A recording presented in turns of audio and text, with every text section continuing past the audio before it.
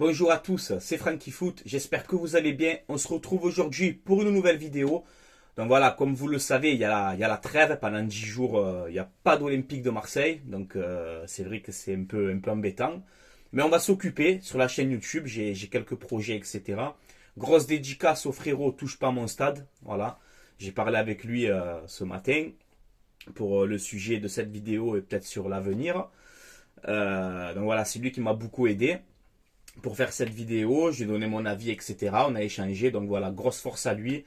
N'hésitez pas à vous abonner à sa chaîne YouTube, les gars. Si c'est pas fait, c'est le frérot et c'est un vaillant. Voilà, donc grosse force à toi et gros big up à toi, mon frérot. Donc aujourd'hui, on va se pencher sur l'OM la saison prochaine. Quel mercato pour l'Olympique de Marseille la saison prochaine. Voilà, donc je suis allé un petit peu fouiner, tu vois. Je suis un grand fan de mercato, vous le savez, j'adore le mercato, j'adore commenter les rumeurs, j'adore proposer des profils. Voilà, ceux qui me suivent depuis longtemps le savent. Hein. Donc je me suis mis dans la peau, pas de Pablo Longoria, mais voilà, comme si je travaillais avec Pablo Longoria. Voilà, je me suis mis en mode recruteur, tu vois, pour aider mon club qui est l'Olympique de Marseille. Alors j'ai essayé d'être le plus réaliste possible, d'accord.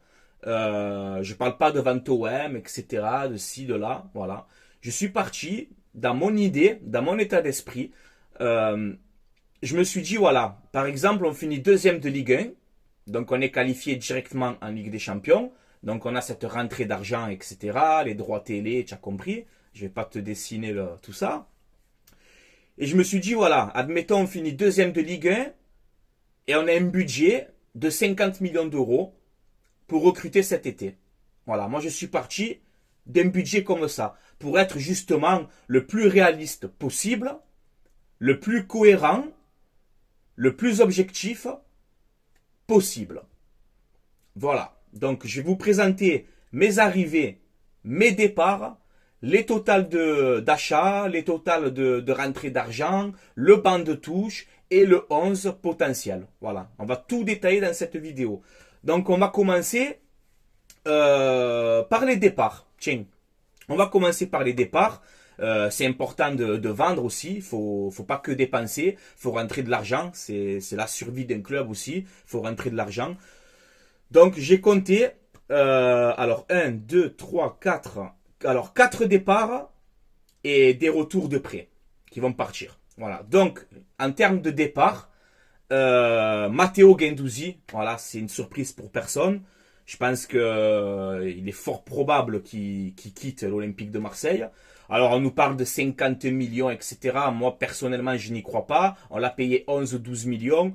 Donc moi j'ai mis à peu près 35 millions. Entre 35 et 40, je trouve déjà pour moi personnellement que ça sera une bonne vente. Alors moi j'ai mis 35 millions pour le départ de Guendouzi.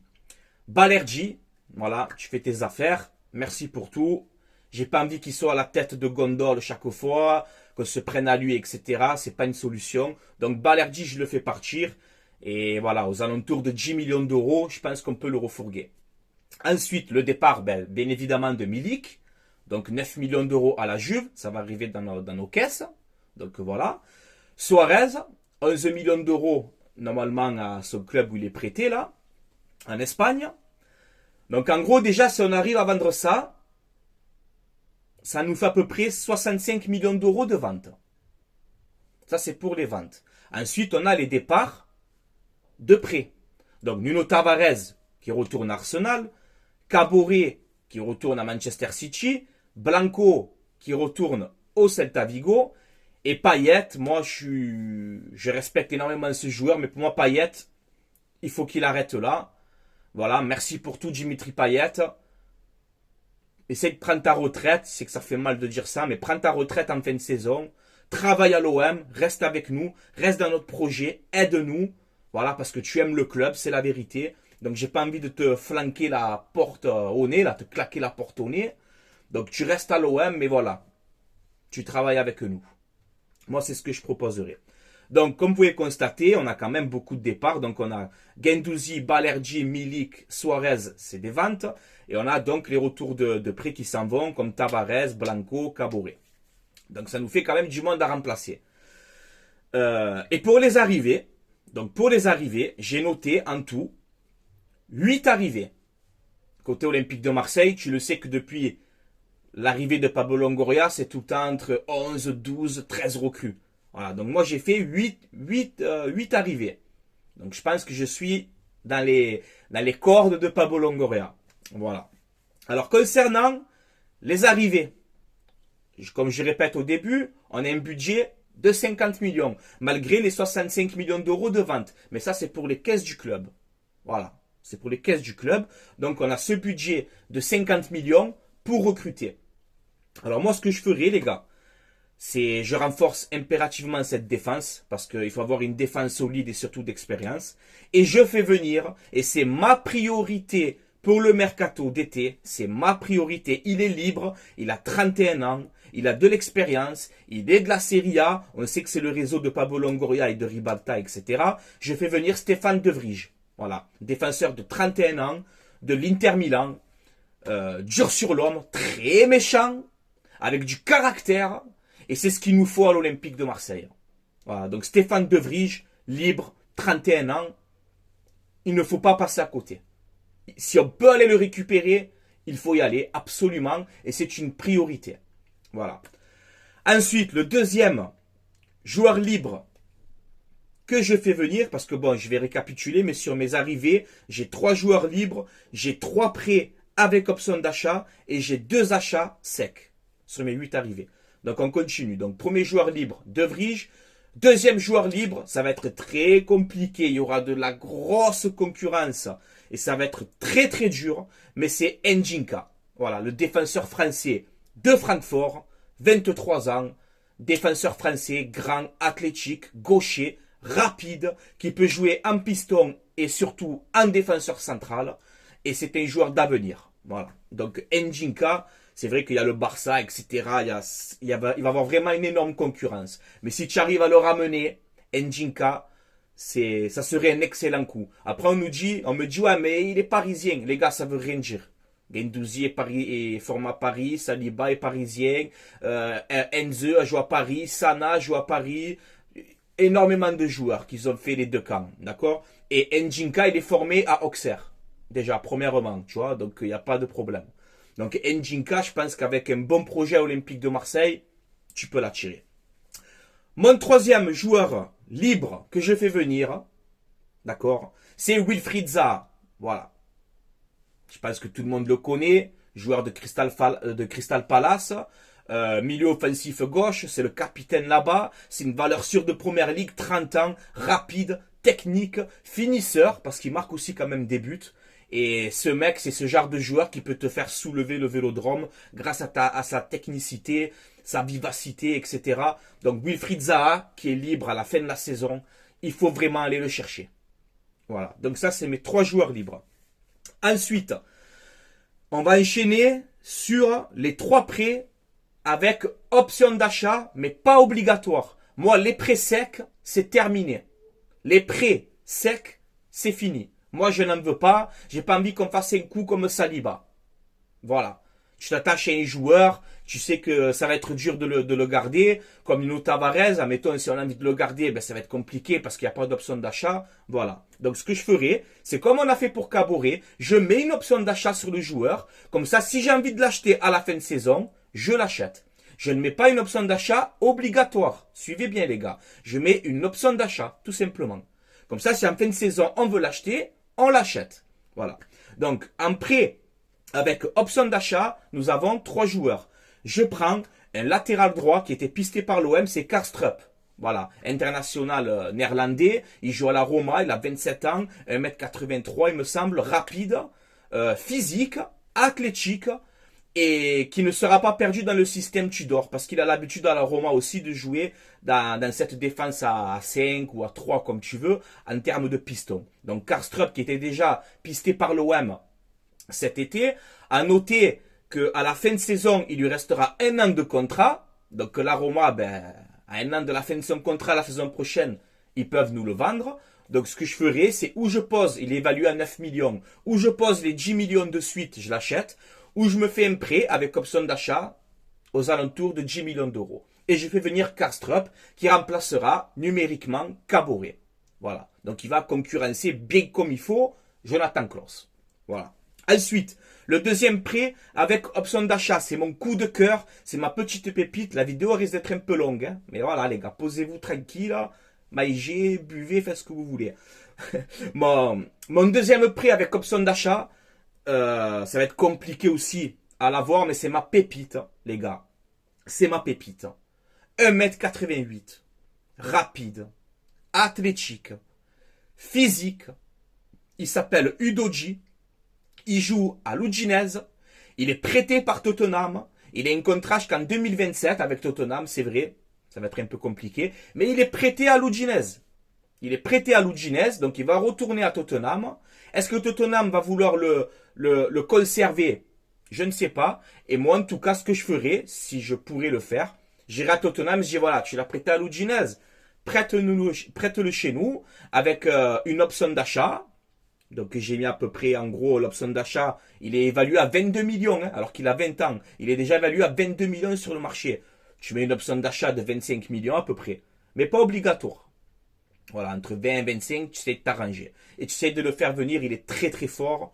Il joue avec les U21 de l'Italie. Donc voilà, c'est un joueur en devenir. Et pour remplacer Nuno Tavares, je valide totalement ce profil-là.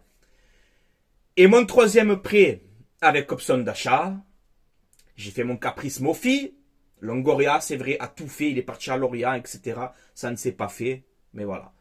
En tout cas, Longoria a tout fait pour recruter Mofi. Bon. Au moins, il a tenté et je dis bravo Longoria pour ça.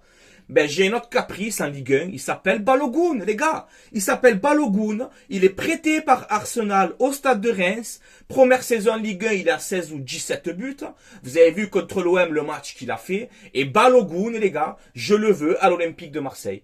Donc, c'est vraiment ma deuxième priorité après De Vrij. Balogun, il faut aller le chercher. On a de bonnes relations avec Arsenal. Là-bas, il y a Gabriel Jesus, il y a Nkessia, il y a Martinelli, il y a Trossard. Tu es bouché, Balogun, là-bas. C'est bouché.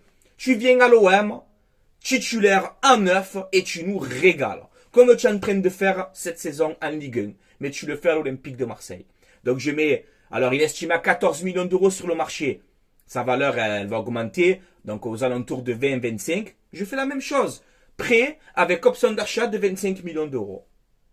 Voilà. Qui ne seront pas obligatoires. Voilà. Donc je me fais prêter Balogun avec option d'achat et je le mets titulaire. Voilà. Vitinha, vous inquiétez pas, on va en parler.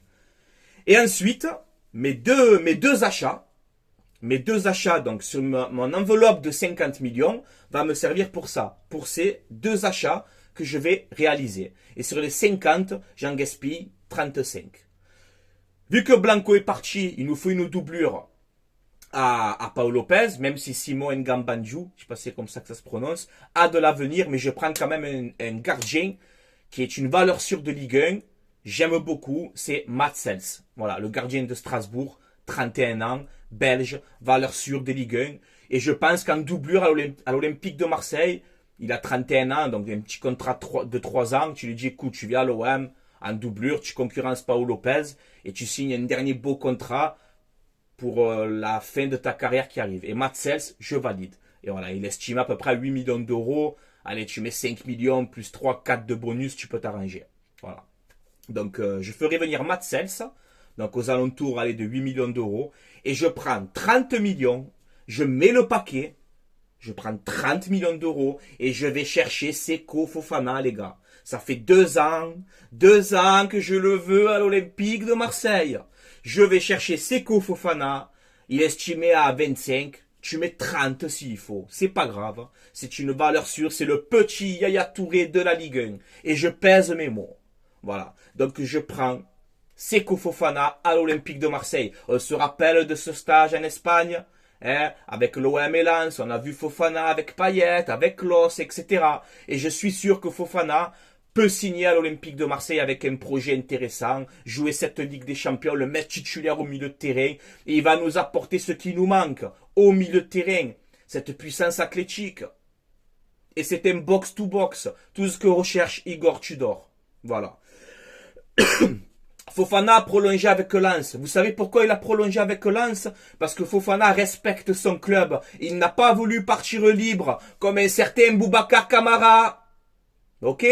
Donc Fofana, il a prolongé avec Lens pour pas mettre en galère son club. Bravo Seko Fofana, excellente mentalité. Et c'est pour ça aussi que je te veux à l'Olympique de Marseille. Voilà, tu as fait ton temps à Lens, qui est un très bon club de Ligue 1, respect aux Lensois. Franchis un cap via l'Olympique de Marseille. Voilà. Donc en gros, pour les achats, tu mets les 30 millions de Fofana, plus les 7-8 millions de Cels, ça me fait 38 millions de dépenses, sachant qu'on a vendu pour 64 millions. Donc je pense que financièrement, on est très très bien et c'est amplement réaliste. Voilà. Maintenant le banc de touche. On a droit à 9 remplaçants, vous le savez. Donc je fais un banc de touche de qualité. L'OM doit passer un cap, comme le fait Longoria depuis 2 ans. On passe quand même un cap au niveau du mercato. Ben, on le passe aussi, je pense, à ma façon comme ça, tout en étant réaliste, en dépensant le moins possible. Mais il nous faut un banc de touche et on aura un banc de touche pour moi de qualité. Donc on a 9 remplaçants. Gardien, Cels, Gigot, Isaac Touré, que je fais revenir d'Auxerre. Voilà, je le fais revenir parce qu'il est bon avec Auxerre. Donc ça fait Cels, Gigot, Isaac Touré, Kolasinac, Unai, Verretou, Ender, Malinowski et Vitinha. Ça c'est mon banc de touche. Donc on a un banc de touche de qualité pour jouer sur plusieurs tableaux, la Ligue des Champions, la Coupe de France et le championnat. Après, tu as compris, Ender, c'est un remplaçant bis, Malinowski, c'est un remplaçant bis, Verretou, c'est un remplaçant bis. C'est pas des mecs qui vont se cantonner à rester sur le banc, c'est des mecs qui vont pousser pour aller dans cette équipe première, les gars. Mais il va falloir se battre. On est à l'Olympique de Marseille, on veut passer un cap, on veut grandir, et il nous faut un banc de touche de qualité aussi. Donc moi je pense que c'est vraiment cohérent. Dites-moi votre avis en commentaire les gars, mais je pense que c'est quand même intelligent. Moins de dépenses possibles, des ventes et des bons coups sur le marché des transferts. Et Dieu sait qu'il y en a. Dieu sait qu'il y en a. Donc voilà. Et Vitinha, donc on y vient vite fait. Quand on nous dit Vitinha sera prêt pour la saison prochaine, oui, il sera prêt. Tu le fais rentrer à tous les matchs. Tu le fais rentrer à tous les matchs. Balogun, il a un coup de moins bien. Il sort. Tu mets Vitinha. Tu l'utilises bien comme il faut. Tu le rentres plus tôt dans les matchs. Voilà. Moi, c'est ce que je ferai personnellement. Donc, voilà. Donc, en gros, je vous montre le 11. Juste ici. Avec le banc de touche que je vous ai dit. De qualité. Et le 11, en gros, ben, ça donne... On dit que Tudor, il finit deuxième. Il reste. Il a toujours son même système de jeu. Donc, je prends des joueurs qui seront adaptés à son profil, à son idée de jeu qu'il veut mettre en place, avec des joueurs qui répètent les efforts, etc. Vous savez la chanson. Donc moi, je suis entièrement d'accord avec ce système, avec ce que veut mettre Tudor. Mais je prends des joueurs, justement, qui vont être adaptés à ce système-là. Pas de me mettre des Guendouzi, milieu offensif. Pas de mettre des Balerdi en défense. On sait que titulaire, c'est compliqué. Donc je renforce tout ça. Et je mets donc Paul Lopez dans les buts. Une défense à 3. Mbemba, De Vrij, Njinka. 2 pistons, Karsdorp, Udoji. C'est mon coup de cœur celui-là, je vous le dis. Un milieu à 2, Roger, Seko Fofana. Voilà, je trouve que c'est très complémentaire, personnellement. Et une attaque où on arrête de mettre Alexis Sanchez tout seul devant. Ce n'est pas son poste. Tu te mets Alexis Sanchez, milieu offensif droit. Wilfried Zaha, milieu offensif gauche. Et Balogun en pointe. Voilà. Franchement, les gars, c'est pas un truc de fou, hein. Ne croyez pas que c'est un truc de fou ce que j'ai fait là. Je vous promets, après je suis pas... Voilà, hein. Je pose mon CV à l'Olympique de Marseille. Un jour, c'est mon rêve de travailler pour l'Olympique de Marseille. C'est mon rêve, les gars. C'est mon rêve ultime. Voilà, je vous le dis, bien sûr. Je rêve, je suis fou. Mais c'est mon rêve, voilà. C'est mon rêve de... Même si je peux aider l'Olympique de Marseille à 1%, je le ferai gratuitement. Voilà, pour vous dire. Gratuitement, j'aiderai l'Olympique de Marseille s'il le faut. Mais voilà. Moi, en gros, mon 11 et mon banc de touche, ça donnerait ça. Et je pense que c'est cohérent pour la Ligue 1, pour la Ligue des Champions. Je t'ai pas dit qu'on va gagner la Champions League. Hein. Ce que je demanderai, c'est de passer les poules. Moi, avec cette équipe, déjà, on passe les poules. Pour moi, ce sera réussi. Et en Ligue 1, on joue le titre. Il n'y a pas d'on joue le podium, on joue le titre. Jusqu'au bout. Et la Coupe de France, on essaye pour une fois pour tout pour aller la récupérer. Depuis 89, on l'attend. Et je pense qu'avec un 11 comme ça, et le banc de touche que je t'ai dit, je pense qu'on sera compétitif. Voilà. Il n'y a pas de Lautaro Martinez à 60 millions. Non, non, non, non, non. On reste dans le réalisme. Et même si demain, il y a une vente OM, je dirais la même chose. Pas faire les pigeons, comme certains. Pas faire les pigeons, jamais. Être intelligent et cohérent. Et un projet sérieux. Avec des joueurs qui s'adapteront au système de l'entraîneur. Et au Vélodrome, et à Marseille, et tout ce que tu veux. Donc voilà, les amis. On a fait un petit peu le tour. Elle était dure, cette vidéo à faire. Regardez encore les notes, etc. Je me suis mis en directeur sportif. Donc voilà, je pose mon CV au cas où. Si vous avez besoin, je suis là. Gratuitement, il n'y a pas de problème. Mais voilà, à vous maintenant de commenter, les gars. De me dire votre avis si vous trouvez que je suis réaliste. Ou si encore une fois, je suis totalement à côté de la plaque. Mais je pense que voilà, j'ai pris mon temps depuis 7 heures du matin. Je suis en train de regarder les profils, etc. Les bons coups, j'arrête pas. Tu vois, j'arrête pas. Je prends des notes, etc. Pour être le plus réaliste possible. Voilà. Donc, vous me dites en commentaire ce que vous en pensez. Est-ce que vous trouvez que ça peut être cohérent, cette équipe-là? Moi, franchement, si cet été, tu me fais un genre d'équipe comme ça, je valide tout de suite. Voilà. Et je pense que c'est possible. Oui, c'est possible. On est l'Olympique de Marseille, on a envie de grandir. Voilà. Tout en restant cohérent. Voilà. Comme on dit, Rome ne s'est pas fait en un jour. L'OM est en reconstruction. On progresse chaque année. Il faut continuer. Pas abaisser, tu vois. Il faut continuer à monter les escaliers, comme on dit. Mais tranquillement, doucement et sûrement. Voilà, les amis. Allez, je vais vous laisser là. C'était Franky Foot. Allez l'OM à la vie à la mort, comme d'habitude. On soutient notre club. Quoi qu'il arrive, dans les matchs, dans le mercato, dans tout, si on peut aider notre club, croyez-moi que je le ferai tout le temps, si je peux aider. Voilà, c'est comme ça. Voilà les amis, allez, je vous laisse là, passez une excellente journée. Et allez Pablo, hein, régale-nous et... Allez, j'ai confiance en toi, j'ai confiance en toi. Allez, ciao, ciao. Passez une bonne journée. Allez l'OM, à la vie à la mort.